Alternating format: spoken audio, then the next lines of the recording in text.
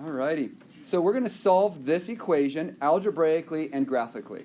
Algebraically is the one most people are most commonly aware of and know how to do. So to solve this, we want to get x by itself.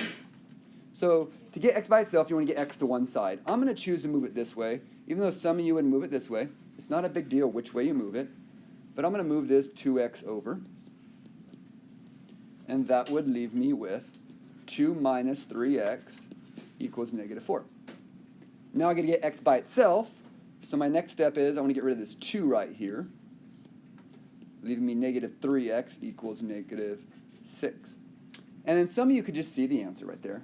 But if you can't, it's okay. We got to get rid of that negative 3, and it's multiplied on. So to get rid of it, you divide by negative 3.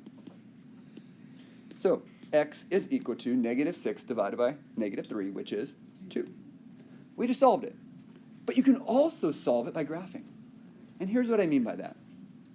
What you can do is you can graph this equation, and you can graph this equation, and guess where they're going to cross?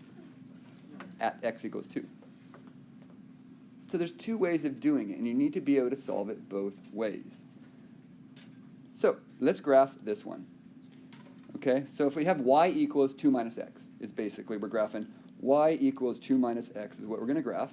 So that one we start at 2, the y-intercept is 2, and the slope is negative 1. So we're going to go, okay, drop 1 over 1, drop 1 over 1. Alrighty, so I have a line, boom.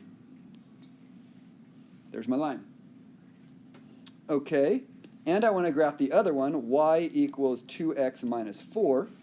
There's the right side. So that one starts at negative 4, so 1, 2, 3, 4. We start there. My slope is 2, so I'm going to go over 1, up 2, over 1, up 2, and I have a line. And voila, what you should notice is, what do you notice about that point where they cross? X equals 2. Do you see the same answer? It's a check. You can solve by graphing. You can solve algebraically. There'll be times where I make you do both.